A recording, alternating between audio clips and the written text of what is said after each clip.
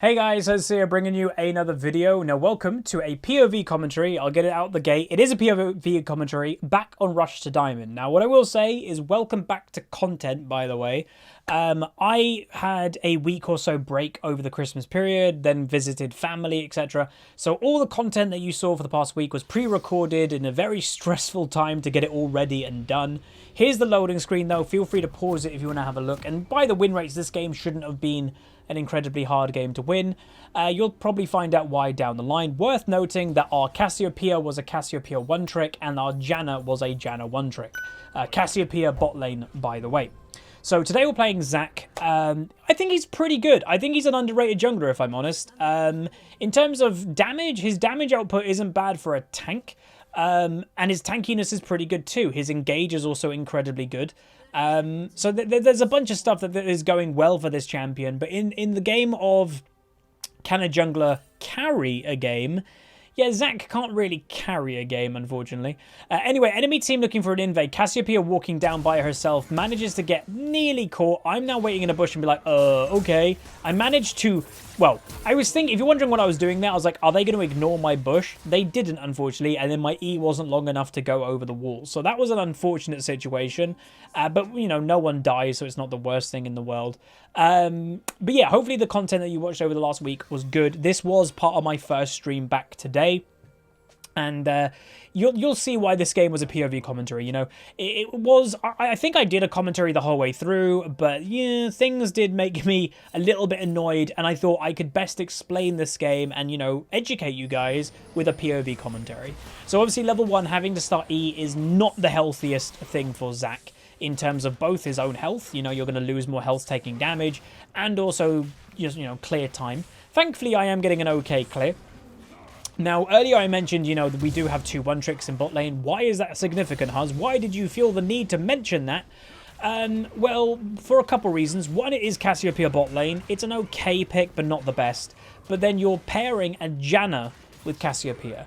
That is a non-pair. You know, Janna as a champion buffs AD when she shields somebody. That doesn't help a mage in bot lane. So the sole reason that those two are playing that lane isn't because it's good, isn't because it's strong, is because it's the only champions that they play. So that is where sometimes I will say, we're not going to have a whole conversation about it now, but that is the negative of one-tricking, or one of the big ones, is you have to play that champion, even if it's a terrible matchup, terrible duo in bot lane, you have to play Janna, for example, because you only play Janna. Anyway, we're now going to go for a more of a clear. So, because we started E at level 1, because we had to get away, not going to be the fastest clear for ZAC. But the good thing about this champion is you can maintain farm. Like, you know, even at low health, I can stay in the jungle and keep farming. Unlike other champions that might be risk at dying. Now, ZAC's pretty good. You know, he can stay around at relatively low health because his passive, if you don't know how the champion works, when you use an ability that hits an enemy minion, champion, or whatever, it might be just jungle minions and champions, you'll see a little blob fly off ZAC. The reason for this is ZAC's abilities cost health to use, not mana, not energy, they cost health. So the little blob that falls off him is part of his passive, and if you walk over that blob and pick it up, it actually heals you a little bit back for how much, you know, it gives. I think it's a percentage of his own health, which is, it adds up, by the way, and if you pair that with the Spirit Visage later on, it does work really well. Evelyn going for a first gank, going to go with the Nocturne, nice little flash by the Nocturne too, going to go for it with the Fear combination, get the first blood, which is really nice. Now going to go for the Jax, he does manage to get away with his hop, hop, hop, and that'll be that. So first blood coming in top lane. Some people may ask, what do I think of Nocturne top lane? I don't think it's great. I don't think people would be surprised me saying that. Any standard top laner, in theory, beats Nocturne. What I'd say is the main strength, and what sometimes people get confused about, when one of these picks comes and YouTubers, you know, do really crazy YouTube titles, or they're smurfing in silver and making it look really good, is a lot of the strength from off-meta picks, so like a Nocturne top, isn't the fact that himself is strong. It's more that the surprise of the champion, or the lack of knowledge about the champion from the other people.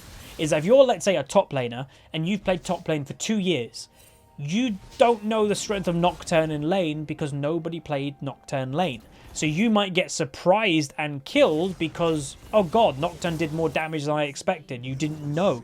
If that was a standard top laner who even does more damage than Nocturne, you wouldn't have known. So that's just the way that it goes. Right, so Evelyn and me having a bit of a fight near the old Scuttle Crab. I managed to survive for now, and I have pings, you know, from Nocturne, by the way, of all people, who, yes, is the top laner. Managed to get a nice Q combo. I go down, which is completely worth, because that's passive proc. My other passive, by the way, or the, you know, the real passive, is once you take a certain amount of damage every 5 minutes, instead of dying, you'll split into 4 different blobs.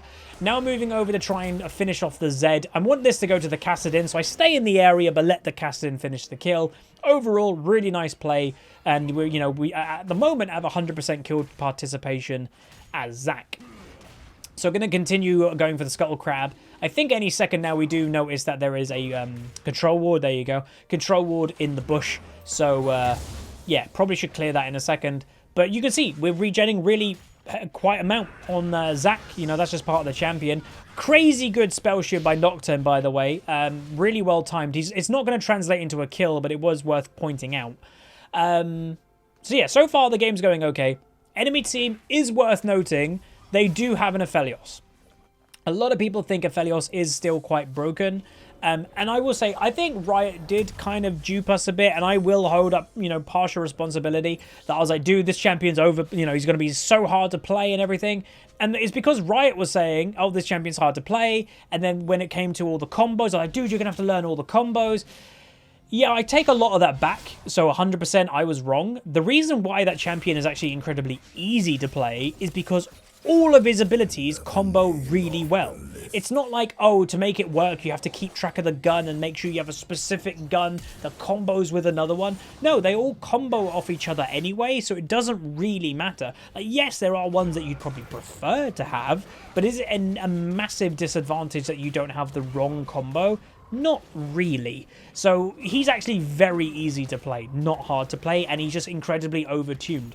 So how can you have an AD carry that technically is every AD carry? You know, he's got the sniper, he's got AoE, he's got a turret like Heimerdinger. He's got everything. He's got too much.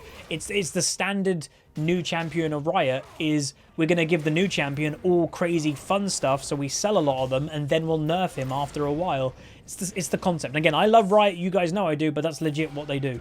It's a bit annoying after like the 5th champion that they've released in a row that has way too much stuff. I think it kind of started around Nico from memory. That was like, there's too much stuff on this champion, and then it's just continued the whole way through, pretty much. The one that I'd say doesn't seem to be that way is Set. The new champion that will be coming out in like a week or so, Set. He is not that way. He is so different, and like, yes, he's kind of basic, but that's kind of the point, is that he isn't overloaded like a vast majority of the new champions in League are. Anyway, the mid laner is missing. There is a point that he could be top lane right now, so I'm heading my way just in case there's a dive. We get vision of him back in mid lane, so no dive is on right now. I'm approaching level 6. Gonna just do a bit of farming, and you know, as a jungler, you know, I do pay attention to what sometimes the comments are saying, and just to make the point clear, you know, a Huz hates backseat gaming. I do, like every single Twitch streamer, by the way. But it's because partially you have to trust yourself. If you don't trust yourself when you're playing League, you may as well quit the game. But it's a difference, you know, when I'm playing live, you don't want too many, you know, cooks doing the soup.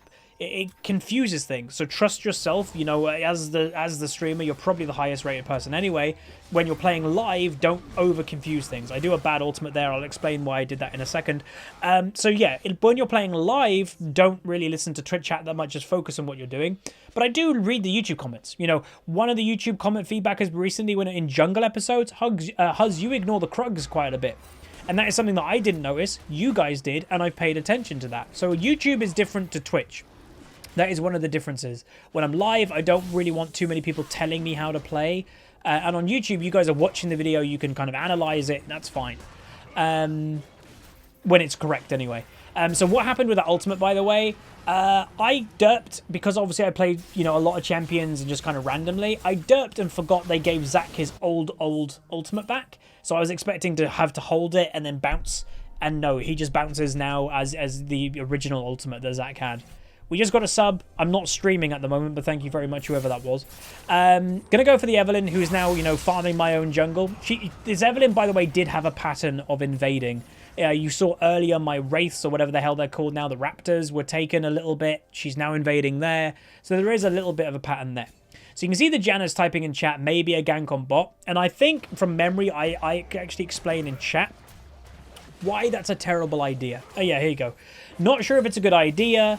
You guys are weak, which is true. And they will probably, you know, kill us. So I actually said this in a polite way. If a counter gank happens, we're all dead. If I'm completely honest, I don't even think it needs a counter gank to kill us. Aphelios and Thresh, I reckon, could more or less 2v3 a gank that when I go bot lane. The Cassiopeia is non-existent right now. You know, she's a scaling mage. She's not going to do any damage right now in the game. And then a Janna. She's not going to really offer anything either to a gank. So it's really, again, logically, and like what makes sense, there's no point ganking bot lane. It just, there isn't. And it hurts me because in the current meta, I want to gank bot lane. You know, it's the lane that I do want to try and help, but it's the lane that I can't help this game. There is just no point helping that lane. Gonna go for a gank on the Zed. Meanwhile, by the way, our top laner overstayed. Gonna go for this play. Go for the ultimate with a flash. Evelyn's also in the area, which is random. Unfortunately, the Kassadin does get a little bit... I don't know if the word is outplayed or he misplayed, but if you watch that back, he ulted at the worst timing. If he saved, delayed, waited for the Zed, then ulted after the Zed used his shadow, it would have gone a lot better. Unfortunately, I guess maybe impatience or something, and yeah, it just caused a lot of poop-poop. But it does happen. Worth noting, as I was recording this game, I kept saying, what is the saving grace to this game? What is our win condition? Because it's probably not going to be bot lane. It is most likely, meanwhile, we get our passive proc, but that's fine. It's most likely Kassadin. So a lot of people, I'd say, right now would most likely agree Kassadin is quite strong as a champion. You know, not in lane phase, even though they can do okay in lane. It's more that when he gets to a certain point, you know, usually 2 items, maybe 3 items, the champion starts to go crazy. Worth noting, what that Cassiopeia just said, Kay, go next. Remember that she said that, by the way, and you can see that this is kind of why I'm doing a POV commentary, because the bot lane was annoying me. All they should be doing is farming. They're playing a mage bot lane that outscale, or maybe doesn't even outscale on the Aphelios, but like, it's a mage that scales. Why are you fighting an AD carry early? Especially a tier mage, right? It's not like a Syndra that doesn't buy tier and can be bot lane. You know, Syndra can get a power spike earlier because she doesn't buy tier. Cassiopeia is a tier champion, which means it takes even longer to scale with that champion because you need to stack the whole tier. Anyway, I get off the blue buff to try and go help the Cassio. She dies again. And we are now going to go for a fight. Me and the Kassadin. He feels, I don't know, he feels quite strong. I'm going to go for the Evelyn. Managed to predict where she was. Going to kill her. Nice kill for Kassadin there. Now I'm going to move on to the Aphelios. He is going to survive. You know, with the damage, with the healing, with all the, you know, everything that's going on. Janna's in the area. She does ult away. I'm going to go for a bit of damage. Kassadin, unfortunately, backs out at the wrong time. And I believe what's happened now and why, you know, why didn't Kassadin go on the Aphelios? I think his mana cost for his ultimate scaled way too high. So he couldn't re-engage. I think that's what happened. Anyway, Nocturne might have killed top lane, but then overstayed and died himself. I'm now just basing... We have a bush. Unfortunately, what happened there, and I'm like very surprised about it. We had a pink ward in that bush, so I knew they didn't have vision. But Aphelios' flamethrower that he randomly obviously had got vision of me or damaged me, obviously stopped my base, and then he knew I was in there. So I was like, oh, okay. So it's a trade, you know, me for Thresh, I guess, which isn't the worst thing in the world. Meanwhile, Cassiopeia teleporting behind or getting behind. They do eventually get him, which is a good shutdown. So, you know, the game isn't going great, but it's not going completely disastrous. You know, bot lane's not going well, but top lane's doing well. Mid lane is starting to do all right. And as a ZAC, you know, remember the point being, and this is where the game does differ sometimes, depending what you're playing is what you want your score to be, your KDA to be, whatever. ZAC is a, if you want, oh, by the way, Evelyn's invading. ZAC is a supportive tank jungler. Do you want 10 kills on ZAC? Do you want to be legendary on ZAC? No, you do not. It's counterintuitive if you take all the kills from your team while you're playing something like ZAC. So having a high, you know, percentage kill participation with assists but low kills is perfect for ZAC. You know, think of him as a support in the jungle. If you get the occasional kill every now and then, it's not the worst thing in the world, but it's not needed. Meanwhile, bot lane dies again, unfortunately. The Kassadin is in the area though, so I'm like, maybe we can do something here. I don't have passive, so I've got to be a little bit careful, but going to try and, you know, help out the Kassadin. He does go really far away, like he's a little bit scared. Jax nearly goes down. He had a stopwatch, I think. I don't really know what happened. I know Kassadin's stopwatch. Maybe they both did. But unfortunately, both of us died because Aphelios shows up. And I would say that is the weird thing that happened this game was usually, let's say, when Aphelios has killed bot lane, he obviously went back. He would then go to top. Oh, I'm going to go stop the Nocturne, or I'm going to go mid and farm mid. No, he just beelined it straight back to bot lane for the fight. The enemy team were very focused on fighting around bot lane, which is a little bit... I understand it partially, but at the same time, it's like, meh. So surrender votes are happening. I do believe that was the bot lane. It was the Cassiopeia asking for surrender vote. But, you know, we're saying no. The reason why I'm saying no at the moment is because, one, we are not that far behind. You know, the kill score right now, we're 6 kills behind, or 5, or whatever. That's not too bad. Secondly, scaling. Meanwhile, you know, this is the weirdest thing by Aphelios, by the way. Completely by himself. No idea what he's doing there. You know, maybe we did a bit of overkill, Nocturne, Ultimate Kassadin, and a ZAC. But, like, why was he there? And, you know, I think I said to myself then, I was like, if he does that more often, this is a free game. Because really, when you break down the enemy comp, when it comes to scaling, Kassadin is going to be a beast later on, most likely. And the rest of them, Jax, you know, are they going to really split push against us? Maybe. Meanwhile, a big fight might be breaking out now. Gonna go for a nice little jump. Unfortunately, if you watch that back again, look at Cassiopeia's positioning. Like, no idea. She gets killed instantly, doesn't get her ultimate off or anything. Kassadin doing a bit of cleanup though. So the game is messy, but we have a Kassadin for late game. We have a Nocturne even for late game. And what does the enemy team have? Well, maybe a split pushing Jax, but we can maybe engage. Like, I'm a ZAC, so I can engage quite quick to make a Jax not want to split push, in theory. Then we have a Nocturne that can dive on the enemy AD carry, and we have a Kassadin that scales really well. So this is why I kind of never gave up with this game, and I wanted to hold on to it, because in theory, things weren't terrible. Like, it was like, oh, if this works, this works, this works, we could potentially win the game. I'm going to try and re-engage, get to the Kassadin, help as much as I can. Evelyn grounded right now, get a nice combo there. I take the Aphelios ultimate, I'm pretty sure, by myself. We can't continue now. Cassiopeia does. And again, that player is most likely tilted. Had a terrible game on Cassio, is spamming surrenders and everything. Meanwhile, a re-engage is happening with the Nocturne. Gonna try and go for it. Don't think much is on here. Gonna go with the Q, land it, but unfortunately don't finish it off. I'm very low right now, and I do get sniped. Unfortunately, I've got passive, which could open up a bait of some kind. Unfortunately, I get killed. Now Nocturne goes in, so you very late engage, even though I died. Will pick up an assist on him, though, and that eventually will most likely also get the Thresh kill too. Double kill for the Nocturne, double assist for me. That's not too bad. So, you know, little things are working for us. You know, most things aren't, but little things are, and that's why, you know, hold on to the game. If none of these things were working, no one was dying on the enemy team, yeah, I'd probably say yes to a surrender vote, but we're not even that far behind, like, realistically. Now they're going to go for the Jax, though. He will end up probably dead. You know, they're doing a nice chain CC here. Kassadin's just playing it a bit safe. Doesn't want to go too all in. Will pick up the kill with the Nocturne, actually. Nocturne with his build, by the way. Yes, he has gone for the Sanguine. It's a good item for Nocturne. You can't deny that. Yeah, I just don't think Nocturne as a champion, Cassiopeia dies again, is incredibly strong for top lane. There's another surrender vote for the Cass. So, again, this is a great example of where, and, you know, showing why I'm doing a POV commentary. You know, it's getting annoying. You know, I wasn't toxic or anything. You can see I'm not really typing anything, or I never do. But I was just kind of, like, annoyed at the Cassiopeia, so that wasn't going to be the best commentary. Meanwhile, getting full engaged on by the Aphelios and the Thresh. Not sure if I'm going to be able to make it out there. Ultimate as the hook lands, which allows me to keep bouncing even though I'm hooked. Now the casting goes on the Aphelios. I'm going to get into the backline. Going to go for him. Incredibly low health. If I had Smite, he'd be dead. He doesn't die. Kassadin dies as well.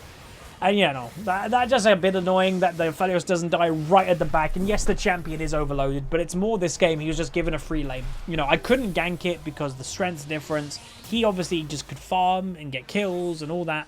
You know, he's 50 farm ahead the Cassio, and the Cassio's had a very bad game too. So then we just don't really have an answer for him yet. But just keep going. as much as you can. So build-wise, haven't really touched upon that at all. Standard build, really. Cinderhulk, obviously, for a ZAC. Cooldown reduction boots, some people may question. I like cooldown reduction boots a lot on ZAC because a lot of your defense on him is using his abilities. So yes, Ninja Tabby, in theory, would be good this game. But at the same point, you know, what Ninja Tabby gives me, I also think potentially, you know, the cooldown from the boots can give me more in the long run. So I don't think it's a terrible thing. Nocturne unfortunately goes in again, gets himself killed. Aphelios lives for the second time in a row on basically no health. Gonna pick up this blue buff because just, you know, stops the enemy team stealing it. It's a bit of XP. Why not? But yeah, standard build is, you know, looking for that Spirit Visage relatively early. Going to go for this Evelyn. Nice ultimate by Cassio. With the W, she's grounded, can't ultimate, and we do pick up that nice kill. Again, this Evelyn was very, very aggressive. Meanwhile, we are thinking, oh, maybe we could get priority on the dragon here, and instantly the enemy team is waiting for us. So, you know, a little bit annoying. Not much we can do about that. You know, I couldn't even put a ward down before I got hooked. So, they get the dragon. I think that makes it one dragon or so away from them getting the soul, which this game will be mountain, which, you know, isn't the worst one to give away. You know, mountain dragon, obviously, they'll get a shield, which is kind of annoying, but, you know, it's ocean, I'd say, is the one that is like, oh god, they got ocean. So at least they don't get that. Meanwhile, enemy team pushing in mid lane. Nocturne should have noticed by now that he needs to be back to help. Gonna pick up the Thornmail components because I think Thornmail is good against Aphelios, by the way, because, you know, he has a lot of healing inbuilt into his kit. Gonna go for an engage. They do get the tower, by the way. Jax is grounded right now, so he couldn't get away the way that he wanted. I do flash to look for some damage. Doesn't come out right now. Aphelios now dying. Zed in the backline fighting. Do get a nice knock up in, but then everybody abandons me and I get killed. I'm like, okay. Kassadin does pick up a couple of kills. Cassio picks up the Zed with the Nocturne dying in the end. So overall, it's technically a positive fight for us. 3 of them die, 2 of us die, but they did break open the base. So it does show in an actual fight, maybe this isn't going too bad, but they are, you know, getting the momentum, you know. It has happened before. I'm sure we've all been in those games. Meanwhile, Cassiopeia getting a nice ultimate, and that will definitely make this game go in our favor, or that fight in our favor, killing the Evelyn again. We've all had those games that you lose the early game really badly. The enemy team is getting a lot of objectives, and you can feel that you're turning the game, but it's too late. You know, oh, dude, if we just didn't give them that inhibitor as early as we did. Stuff like that. Meanwhile, this would have actually made that technically an ace, or unofficial ace, for the enemy team, killing all 5 of them. But yeah, we've all had that. So that's what we need to prevent this game. We need to prevent them getting so much that it's just too much for us to handle. Don't let them get the inhibs. Don't let them get Baron. Don't let them get the Dragon Soul as much as you can, because we're starting to feel like the game is getting turned. Starting to feel it. Meanwhile, Nocturne just goes all in for a Thresh. And this actually caught me off surprise, by the way. I was like, what? Okay. So we get the nice kill on him, I guess. Aphelios now going for me. I'm going to ult pretty early and just go for him. Because sometimes, I've mentioned it before, sometimes your best defense is offense. So if I just ran away from that Aphelios and gave him free auto attacks on me for a while, I might have just got killed, you know, or he would have popped my passive. Instead, I go aggressive on him and we just kill him. So sometimes going aggressive is the answer. So Baron's up right now, and if I am honest, I was a bit like, is this a good idea? You know, I'm pretty low as the jungler. I am trying to survive or get some health back with my passive. Evelyn goes early, but she ults away. Remember, there will most likely be a blasting plant there. I do smite the Baron, if you're wondering why, to just sort of survive. I do have my passive, though, so we do survive. Evelyn gets killed because she went early, and we get the Baron. All 5 of us survive. And hey, presto, there you go. So Nocturne did kill it, which is good. But yeah, so I was concerned about that. And what I would say is that went well for us. Meanwhile, Kassadin goes for a weird play. That went well for us, but it really shouldn't have gone well for us. Why? The Evelyn played that completely wrong. So the Evelyn jumped over the wall really early, then ulted away, then went back in a bit too early. So if she played that just averagely, I think they would have got the Baron, not us. Because I had to use Smite to try and survive, which it didn't work anyway. Then I was in passive, then I didn't have Smite. So if the Evelyn played that just standard, average, you know, nothing special, just average, I think the enemy team probably would have got that Baron. But the Evelyn played it quite bad, so they didn't. So it worked out really well for us. So now the momentum might be shifting back into our favor, which is fantastic. So can we maintain this? Well, you know, we'll find out. So this game as a whole, they are bot lane for some reason. Instantly, yeah, pings mid lane. This is where we should be. This game, grouping can work. You've got double mage. Nocturne as a champion, you know, likes a split push, but you're also in the weird way. If you're split pushing, meanwhile, I spot the Evelyn. By the way, she's not moving. So I'm like, okay, let's just kill her. So she must have been typing, question mark. I go for the Thresh now. Now, remember, yes, oh, you're wasting her ultimate for a Thresh. Numbers, everybody. Numbers in late game is what makes the advantage. So even killing a Thresh using your ultimate can actually mean a lot. Jax engaged by himself does get killed. Now the Aphelios, you can see how much damage that champion deals. Zed dodges me, unfortunately, at bad timing. The backline goes not great for us. I do go down. Cassiopeia gets a nice ultimate. Now as Nocturne has to go back in. The grounded could actually be doing a lot of work for us in the end. Nocturne continuing. They might go for the Thresh in the end with the Janna still alive. I'm not doing any camera work here. Nocturne does pick it up. Now he's against the Zed. Unlikely to kill him right now in the 1v1. Oh, never mind. He turns, does kill the Janna, and that now most likely is going to be the end of the fight. Nocturne completely out of mana, so probably should just back away. So overall, another technical positive fight for us. I believe we killed 4 of them. Well, actually, even. We killed 4 of them. They killed 4 of us. But remember how things work. Meanwhile, Zed does go for an all-in. Doesn't really have much more, and Nocturne will be fine. Remember how, like, you know, in general, you know, it works. Oh, they were really far ahead, but then you're suddenly now having even team fights. How? Like, shouldn't they be miles ahead in gold? So it's actually a good sign when you're having even team fights with people that technically should be ahead of you in gold. So instantly I'm thinking dragon, dragon, dragon. This is most likely what's being done. And lo and behold, yes, the Evelyn, who, you know, got caught at the beginning of that fight or whatever happened, is doing the dragon. I go instantly for her. She does manage to get away. I ultimate as well. Evelyn going to jump back over the wall. I'm like, guys, please, someone pay attention. So I'm trying my best to kill her. Cassin does make it. I then get the dragon. So we deny them the dragon soul. That is what obviously Evelyn is after. Now a big fight is potentially breaking out. I'm going to go for the Aphelios. Get myself a double knock up there on the 2 damage at the time. We will then go for the Thresh, pick him up, and then maybe triple kill for the Kassadin. Maybe now go for the Zed with the Kassadin that just got a triple kill. And like I mentioned at the beginning of this game, relatively, the Kassadin was like the saving grace to what I wanted this game. Was like, he is what can carry us. Now, unfortunately, I'm going to go for the Zed. I'm like, dude, I'm tanking for you. Kill him. And then everybody look at the Kassadin's mana. So yeah, completely out of mana. Couldn't continue that. Wasted flash by me, unfortunately. But, you know, overall pretty good. The actual fight just then means we just took the kill lead of the game. And just, you know, remember if it went the Cassiopeia's this way, who surrendered anytime she could. Oh, GG, go next and all that. It's worth noting that sometimes you're not the MVP of the game. You're not the priority in lane phase. This game is simple as I couldn't go bot lane because they most likely would turned it. Cassiopeia is not strong in the early game and Janna offers nothing in terms of ganks. In terms of an Aphelios and a Thresh, that's a lot of damage, that's a lot of CC, and even just those 2 people are scary, let alone if Evelyn counter ganked. So it just wasn't worth going bot lane, but then Cassiopeia was like just fighting all the time. That's when you just farm. Just farm. It's okay. You don't have to get fed in lane phase, but yeah.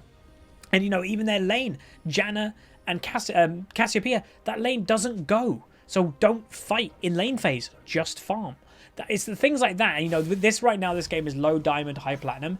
That is what this, like this Cassiopeia or Janna, that is why they're probably going to stay in this rating. Is because they've got to learn that sometimes they're not the priority. And that's okay.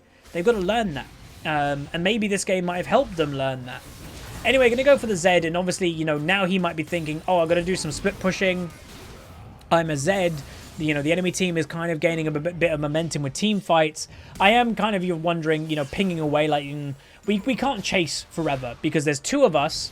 None of my teammates are around right now, and if by chance the enemy team was grouping top lane, like running top lane, both of us would have just died. So you got to also know when is it a good time to just walk away, and that's a good time. You know, we got his ultimate, you got his flash, be happy with that, and now look to do something else. You might deter him from split pushing now that he doesn't have flash up.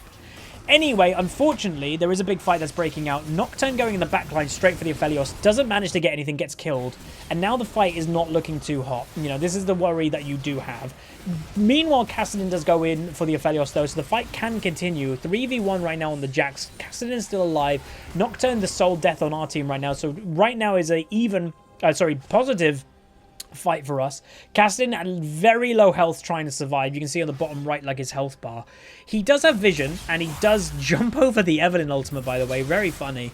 Evelyn very close, does get him in the end. Gonna now continue. She does flash away. Gonna go for the Thresh. Doesn't look like he's positioning to flash. He does flash away. So that was unfortunate. I think the Kassadin could have lived there. Meanwhile, the Zed, is with the Thresh. Both of them, for some reason, engage, and they will both just get killed. So that works really into our favor, and that's just like people.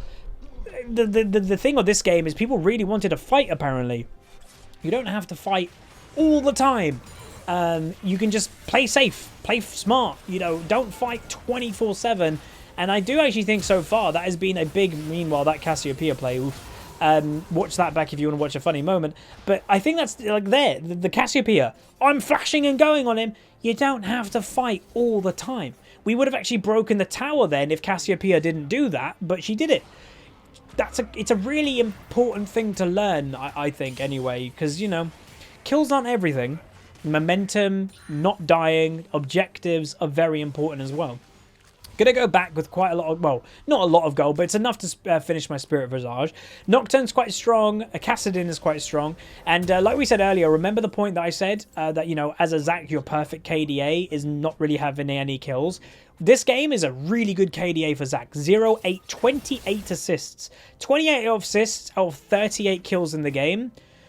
We're actually having a really good background game as ZAC, and you know you're never going to get praised for it. You're never going to never someone's going to go, oh dude, well played ZAC, because you're doing things that's relatively basic, that doesn't take much to do, but it's helping a lot. But it's also it's easy to kind of ignore.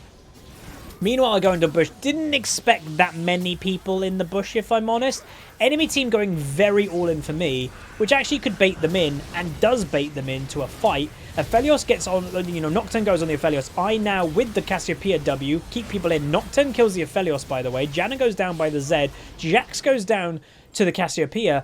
And there you go. Like, that is a really good fight for us. Did happen with me kind of getting caught. I get my first kill of the game, and then we're like, boom. Now, what happened there? Well, one, yeah, they went on me, kind of flipped like an engage on them, which was good. Evelyn did the dragon. So you can see the enemy team is saying, report Evelyn. Like, yeah, the Evelyn didn't play great, but that fight wasn't on the Evelyn, I don't think. Like, they went on me. They burnt a lot on me. They didn't kill me because I had passive. Then the Aphelios got killed by the Nocturne. How's that Evelyn's fault? Maybe, you know, if Evelyn was there, she could have stopped the Nocturne, but probably not, if we're honest. So yeah, the Nocturne killed the Aphelios, and that managed us to win and turn the game. But remember, worth noting, if the Cassiopeia got her way, this game would have been surrendered ages ago, because she tried to surrender like 5 times, saying GG next in the game, and we all just ignored it. You know, especially me, the Nocturne, and Kassadin, we ignored it and just kept on doing what we're doing. But there you go. That was a really nice ZAC game. You know, it started rough, but if you keep to what you're doing and you believe in what you're doing, you can win. You can turn the game. And that's what happened.